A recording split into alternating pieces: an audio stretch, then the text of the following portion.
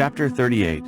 And Adonai told those who first led me up, "Let Enoch go down to earth. You wait with him until the appointed day." And they placed me into my bed at night. Methuselah expected my return, and kept watch day and night by my bed. He was filled with wonder when he realized that I had returned. I told him, "Gather the entire household together, that I may reveal everything I say to them." Chapter 39. Oh, my children, my beloved ones, hear the warning of your father, as much as you are able according to the Lord's will. Today I have been allowed to come to you and to announce to you, not from my lips, but from the Lord's mouth, all that is, was, is now, and will be until the day of judgment. Adonai allowed me to come to you, so you may hear the words of my lips, words of one who has seen the Lord's face. It is like iron that glows from fire, and sends out sparks and burns. Look now into my eyes, the eyes of a man filled with goodwill for you. But I have seen the Lord's eyes shining like the sun's rays, filling human eyes with awe. You see now, my children, the right hand of a man that helps you, but I have seen the Lord's right hand filling heavens as he helped me. You see the scope of my deeds like your own works, but I have seen the Lord's limitless and perfect works, which are unending. Hear the words of my lips, as I heard the words of Adonai, words as great as thunder, incessantly turning the clouds. Now, my children, hear the message from the Father of the earth. It is intimidating and frightening to come before the face of the ruler of the earth.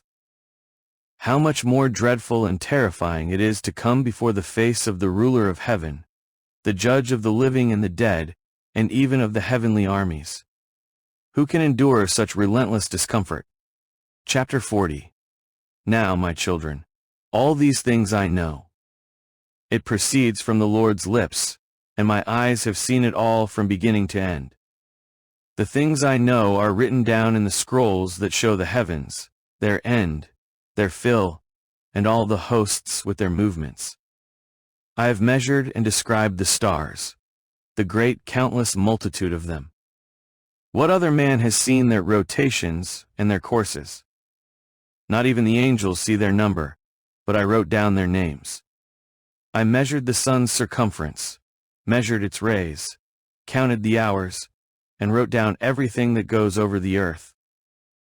I have written about the nourishing things, all the seeds sown and unsown, which the earth produces, all plants, grass and flower, about their sweet smells and names. I investigated all things and described the path of the thunder and lightning.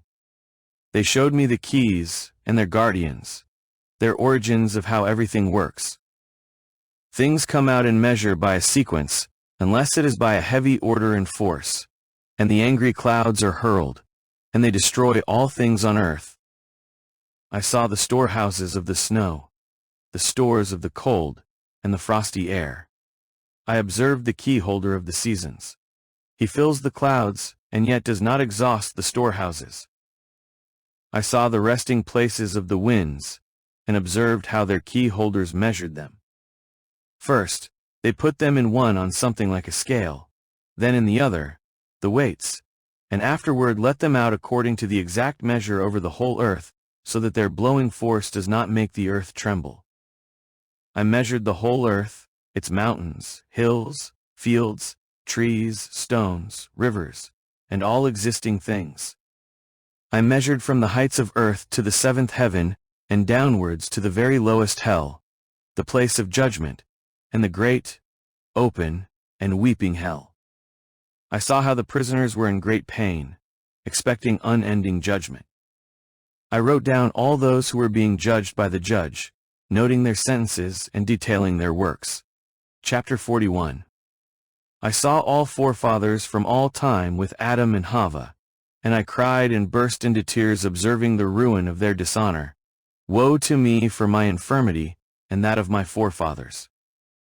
I thought in my heart and said, Blessed is one who has not been born, or who has been born and will not sin before the Lord's face, that he may never come into this place, or experience the yoke of this place. Chapter 42. I saw the keepers and guardians of the gates of hell standing, resembling huge serpents. Their faces were smoldering like lamps, and their eyes glowed with fire. They had sharp, protruding teeth. I surveyed all the works of the Lord and saw how they are just, while the works of humans vary, some good and others evil. By the deeds, one can discern those who engage in evil. Chapter 43. My children, I meticulously measured and assessed every work, every standard, and every righteous measure.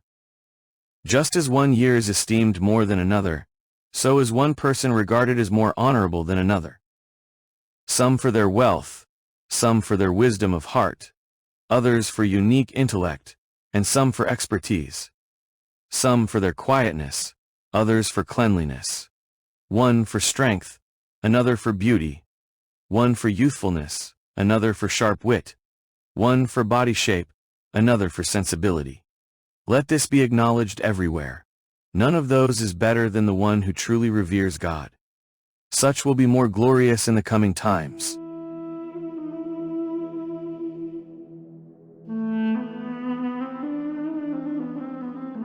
Hey, Pinchas here. I hope you enjoyed listening to my new translation of the Second Book of Enoch. If you did, hit that like button. Second Enoch, the Book of Secrets, is not as well known as First Enoch, the Book of Watchers, but it's no less interesting. What you just heard is only an excerpt. The complete book is available on Amazon in paper and in Kindle, and yes, you can listen to it on Audible if you prefer. For your convenience, I placed the direct link to it in the description of this video. So thanks for listening, and you knew I was going to say this. You might want to subscribe.